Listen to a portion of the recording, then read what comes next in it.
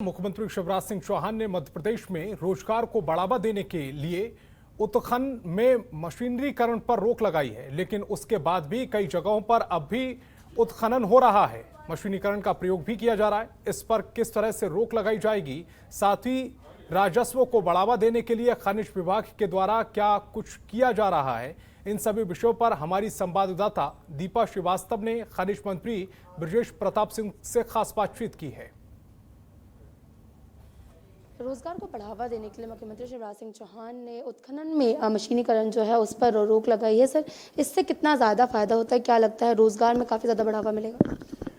मैं ये मानता हूँ कि कोई भी जब चीज़ें चलती हैं और यदि उसमें मशीनीकरण हो जाता है तो काफ़ी लोगों का रोज़गार जाता है।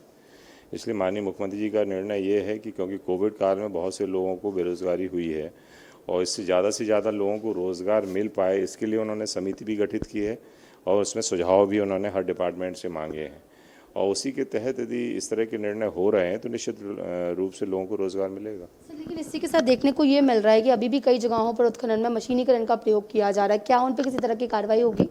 उसके नियम हैं, उसमें 5 हेक्टेयर के नीचे के उसमें आप 5 हेक्टेयर के नीचे की उसमें आप मशीनीकरण का काम नहीं कर सकते, लेकिन ऊपर कर सकते हो।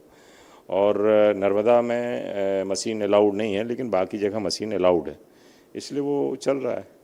इसी के साथ रोजगार को बढ़ावा देने या आत्मनिर्भर मध्य प्रदेश बनाने के लिए खनिज विभाग के द्वारा क्या तैयारी है, आगे आने वाले वक्त में किस तरह से चीज़ों को किया जाए? अब खनिज विभाग तो बेसिकली रेवेन्यू देने वाला विभाग है और इसलिए जो टारगेट हम लोगों को मिला है हम लोग अचीव कर रहे हैं। अब इसमें हम कैसे ज़्यादा से ज़्यादा लोगों को रोज़गार में ले पाएँ, इसके लिए 75% माननीय मुख्यमंत्री जी के निर्देशानुसार प्रावधान किया गया है कि कोई भी माइनिंग एक्टिविटी होगी तो स्थानीय लोगों को उसमें रोज़गार दिया जाएगा। सर, एनजीटी ने ये कहा है कि अभी तक उत्खनन पेनल्टी तो लगती थी, लेकिन अब पर्यावरण को लेकर भी पेनल्टी लगाई जाएगी। एनजीटी के जो आदेश आएंगे उस पर हम लोग अमल करेंगे। जी बिल्कुल, तो ये थे हमारे बीच में ब्रजेश प्रताप सिंह जी, जिनका साफ तौर पर यही कहना है कि जो भी एनजीटी के द्वारा नियम हैं उनको भी पालन किया जाएगा, साथ ही साथ रोजगार को बढ़ावा देने, साथ ही साथ रेवेन्यू को लेकर भी खनिज विभाग के द्वारा लगातार काम किया जा रहा है। कैमरा पर्सन अंकित के साथ दीपा श्रीवास्तव, जनतंत्र टीवी, भोपाल।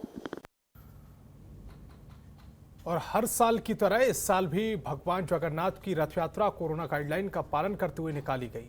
जगन्नाथ रथ यात्रा महोत्सव समिति के अध्यक्ष कृषि मंत्री कमल पटेल ने भी इस रथ यात्रा में विशेष रूप से शामिल हुए। वहीं इस दौरान कृषि मंत्री कमल सिंह ने कहा है कि हरदा नगर में जगन्नाथ रथ यात्रा का ये 8वां साल है।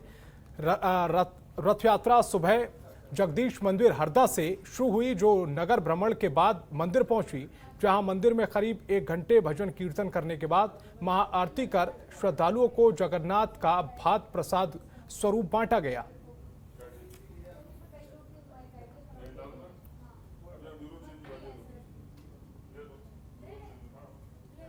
जगन्नाथपुरी में भगवान श्री जगन्नाथ जी विराजमान, उनकी रथ यात्रा निकलती है सैकड़ों वर्षों से। हरदा की जनता ने और जनप्रतिनिधियों ने और मीडिया ने, पत्रकारों ने कहा कि हरदा में भी निकलना चाहिए। भगवान जगदीश का मंदिर बहुत पुराना है और इसलिए 9 साल पहले हम यहाँ आए, दर्शन किए और गुरुदेव से गिरन पंडित जी से प्रार्थना की कि अपन भी हरदा में रथ यात्रा निकालें। तो उन्होंने कहा मैं भगवान से पूछ के बताऊँगा और उन्होंने कहा, भगवान ने इस बार कहा कि इस बार भूखे पेट नहीं निकलेंगे, इस बार 56 वोट होंगे।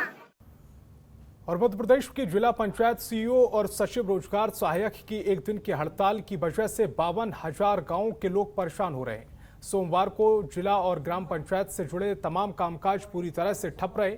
हड़ताल की वजह से खरगोन में जिला सीईओ और धार में उपयंत्री की आत्महत्या है। इन घटनाओं को लेकर हड़ताली सख्त कार्रवाई नहीं होने से नाराज हैं।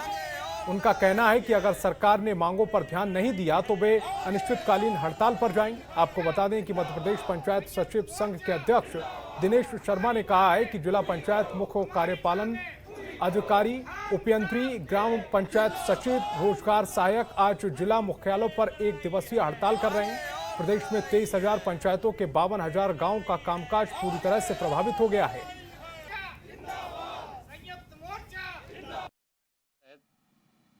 या बैठे हैं, जिसका कारण रहा सरकार का कर्मचारियों पे इतना दबाव रहा कि जिसके कारण भीकन गांव के जनपद के हमारे सीओ साहब ने आत्महत्या की, सुसाइड नोट छोड़ के गए जिसमें शासन का दबाव लिखा गया। उसके 2-4 दिन बाद हमारे जनपद सीओ धार जिला में वो सब इंजीनियर ने भी आत्महत्या की, जिनके सुसाइड नोट छोड़ा गया। उसमें भी यही लिखा गया कि शासन के दबाव अत्यधिक है। भीकन गाँव सीओ द्वारा वहाँ के राजनीतिक अध्यक्ष उपाध्यक्ष द्वारा दबाव दिया गया था किसी काम, वो अपने सुसाइड नोट भी छोड़े गए हैं। उसमें उनका शायद अरेस्ट पे हो पाया, अभी शायद चल रही उसी कार्रवाई। जनपद के सब इंजीनियर ने भी सुसाइड किया अभी। इसके अलावा जो संयुक्त मोर्चा है, GRS हैं, सचिव हैं और सब इंजीनियर हैं, समदा कर्मी हैं, नरेगा वाले हैं, सारे लोगों की कुछ मांग हैं और सारे लोग समस्या से ग्रस्त हैं। सारे विभागों के जो भी काम होते हैं वो जनपद से कराए जाते हैं, या फूड का हो, श्रम विभाग का हो, किसी विभाग का काम हो, सारे जनपद। और मध्य प्रदेश पंचायत एवं ग्रामीण विकास विभाग संयुक्त मोर्चा की ओर से अपनी अलग अलग मांगों को लेकर एक दिवसीय हड़ताल की गई, जहां भिंड जिला परिसर में भी पंचायत सचिव संगठन सहित कर्मचारी एक दिवसीय हड़ताल पर हैं। संगठन के द्वारा 7 दिन का समय देते हुए कहा गया है कि अगर उनकी मांगें पूरी नहीं होती हैं तो आगे और भी बड़े प्रदर्शन करेंगे।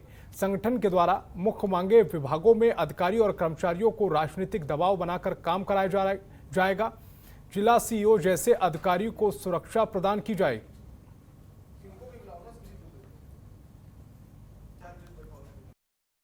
या बैठे हैं, जिसका कारण रहा सरकार का कर्मचारियों पे इतना दबाव रहा कि जिसके कारण भीकन गांव के जनपद के हमारे सीओ साहब ने आत्महत्या की, सुसाइड नोट छोड़ के गए जिसमें शासन का दबाव लिखा गया। उसके 2-4 दिन बाद हमारे जनपद सीओ धार जिला में वो सब इंजीनियर ने भी आत्महत्या की, जिनके सुसाइड नोट छोड़ा गया। उसमें भी यही लिखा गया कि शासन के दबाव अत्यधिक है। और भोपाल में अपनी 5 सूत्रीय मांगों को लेकर निजी स्कूल के संचालक हड़ताल पर चले गए हैं। कई जिलों में हड़ताल को लेकर भी मतभेद की स्थिति सामने आ रही है। प्राइवेट स्कूलों की माने तो मध्य प्रदेश के पदाधिकारियों का दावा है कि प्रदेश में 45,000 से अधिक प्राइवेट स्कूल हड़ताल में शामिल हैं। वहीं अभिभावकों ने प्राइवेट स्कूलों की हड़ताल को न्यायालय और सरकार के आदेश की अवमानना माना है। अभिभावकों का कहना है कि प्राइवेट स्कूलों को अपनी हड़ताल को खत्म कर बच्चों की क्लास फिर से शुरू करनी चाहिए, क्योंकि किसी भी समस्या का हल हड़ताल नहीं है।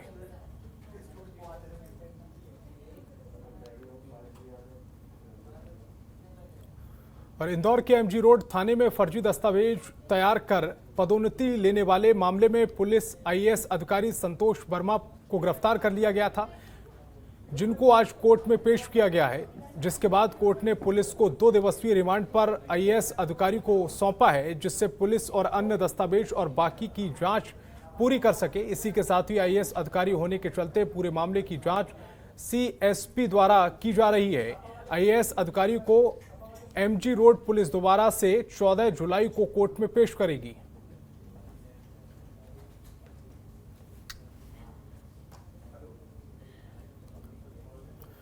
और सीहोर जिले की बुधनी से महज 5 किलोमीटर दूर गांव जर्रापुर में नर्मदा तट पर प्राचीन राम जानकी मंदिर है, जिसका इतिहास 1406 साल पुराना बताया जा रहा है। इस मंदिर का निर्माण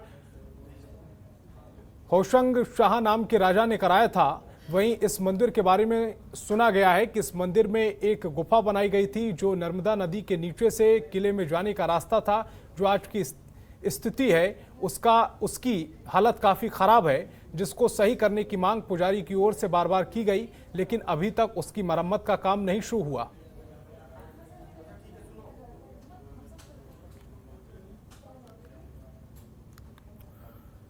रायसेन में बीजेपी कार्यकर्ताओं ने बीजेपी कार्यकर्ता आपस में ही भिड़ गए, जहां बीजेपी कार्यालय में जिला का योजना समिति की बैठक होनी थी। स्वास्थ्य मंत्री डॉक्टर प्रभुराम चौधरी और पूर्व मंत्री रामपाल सिंह भी बीजेपी कार्यालय में मौजूद रहे और इस दौरान किसी भी बात को लेकर दोनों के समर्थकों में बहस हो गई, जिसके बाद स्वास्थ्य मंत्री डॉक्टर प्रभुराम चौधरी और पूर्व मंत्री रामपाल सिंह ने दोनों ओर से समर्थकों को समझाया और इन बीजेपी कार्यकर्ताओं को शांत कराया।